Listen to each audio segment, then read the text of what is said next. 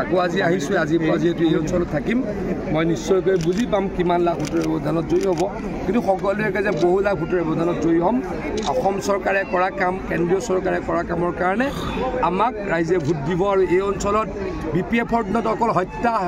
হিংসা আৰু ধৰ্ষণ আছিলে এই অঞ্চলৰ ৰাস্তা পথৰ অৱস্থা অত্যন্ত বেয়া আছিল এই অঞ্চলত প্ৰধানমন্ত্ৰী আৱাস যোজনাৰ ঘৰ নামত টকাবিলাক উঠাই খাই দিয়া হৈছিল এই অঞ্চলত 17 বছৰত BPFে মাত্ৰ 15,000 নে 14,000 মানুহক দিছিলে মাটিৰ পট্টা আমাৰ UPPL আৰু বিজেপিৰ চৰকাৰে 3 বছৰত 1,14,000 মানুহক মাটিৰ পট্টা দিলোঁ গতিকে সকলোকে আমি ক'ব খোজো যে এই অঞ্চলৰ পৰা ভাৰতীয় যিসকল খিলঞ্জীয়া কোনোৱে উচ্ছেদ কৰিব নোৱাৰে কোনোৱে খেদাই পঠাব নোৱাৰে যেতিয়ালৈকে হিমন্ত বিশ্ব শৰ্মা ডাঙৰীয়া অসমৰ মুখ্যমন্ত্ৰী হৈ থাকিব আৰু মোদী ডাঙৰীয়া যেতিয়ালৈকে প্ৰধানমন্ত্ৰী হৈ থাকিব গতিকে সকলোকে কৈছোঁ উৰা বাতৰি নুশুনিব BPFে উৰা বাতৰি ওলোৱাই আছে যে যিসকলে পট্টা পোৱা নাই তেওঁলোকক উচ্ছেদ কৰিব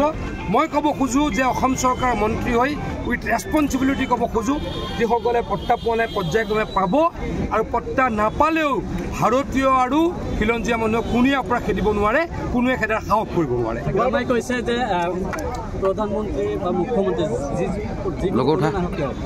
BPFে জয়লাভ কৰিব BPFেতো জয়লাভ যোৱাবাৰ ইলেকশ্যন হাৰিছে জিকিম বুলি যোৱাবাৰো কৈছিলে বিধানসভাতো হাৰিছে গতিকে এইবাৰ তেওঁলোকে 3বাৰৰ কাৰণে হাৰিব আৰু মই কওঁতো হাৰি তেওঁলোকে হাফ চেঞ্চুৰী কোবাব একদিন IPL চলি আছে ডেইলি হাফ চেঞ্চুৰী কোবাই আছে কোনোবাই ডেইলি কোনোবাই চেঞ্চুৰী কোবাই আছে মই ক'ব খোজোঁ হাগ্ৰামা মহিলা ডাঙৰীয়াই ক্ষমতাত নাহি 50 বছৰ পাৰ কৰিব আৰু হাফ চেঞ্চুৰী মাৰিব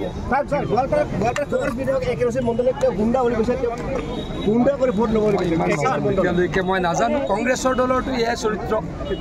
কংগ্ৰেছ দল আমি সেইবিলাক কাৰণতে বাদ দিছোঁ কংগ্ৰেছ দলৰ MLA যেতিয়া গুণ্ডা বুলি কয় কংগ্ৰেছ দলত থাকিলে কি যে কংগ্ৰেছ দলৰ পৰিৱেশ খুব বেয়া BPFে যদি হাফ চেঞ্চুৰী মাৰে কংগ্ৰেছে চেঞ্চুৰী মাৰিব চৰকাৰে নাজানো আমাক লাভান্বিত তেওঁলোকে কৰিব নালাগে ৰাইজে আমাৰ লগত আছে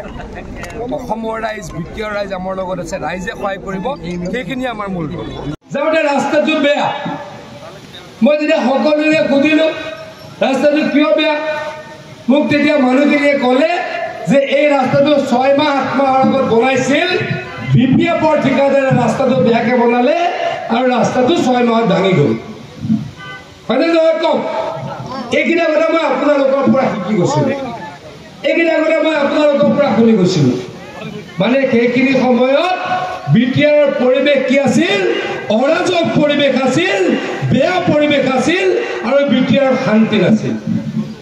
শান্তি আছিল নেকি ইয়াতে 2014 চনৰ আগলৈকে শান্তি আছিল নেকি ইয়াতে সকলো ফালে মাৰা মাৰি কাটা কাটি মুঠৰ ওপৰত মানুহ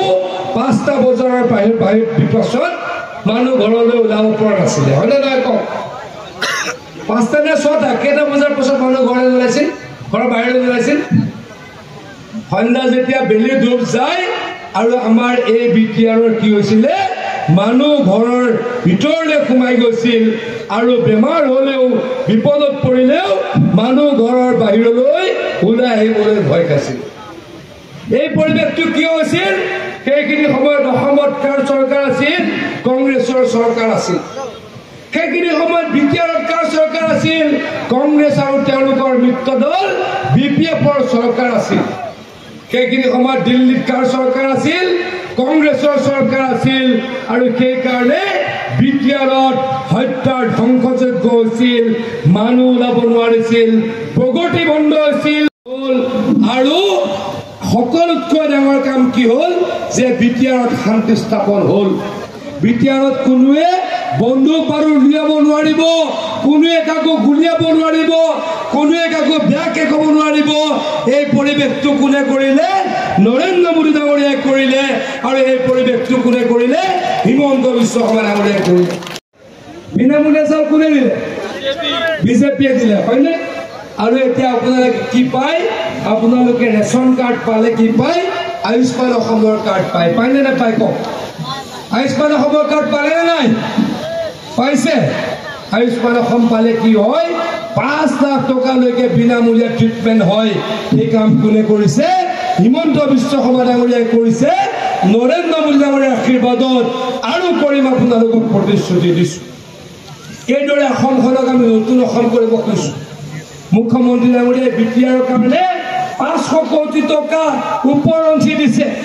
আমাৰ যি অজয় ৰয় ডাঙৰীয়াই পিডব্লিউডিৰ কাৰণে টকা পায় বছৰত 50 কোটি,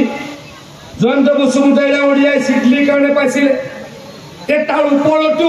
মুখ্যমন্ত্ৰীৰ গুডউইল মিছনৰ যোগেদি আমি বিটিআৰত 500 কোটি টকা অকল ৰাস্তা বনাবলৈ দিছোঁ। আজি আপোনালোকৰ নিয়মটো আপোনালোকে জানে যে বিটিআৰ যেতিয়া চুক্তি আছিল সেই চুক্তি অনুসৰি অসম চৰকাৰৰ ডিপাৰ্টমেণ্টবিলাকে বিটিআৰ টকা দিব নোৱাৰে।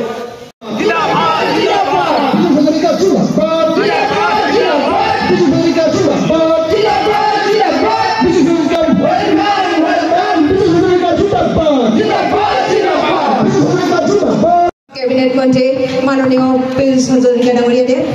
আৰু তেখেতক পিতাৰ তালুকদাৰ ডাঙৰীয়া দেৱে সমষ্টিৰ জনপ্ৰিয় বিধায়ক সন্মানীয়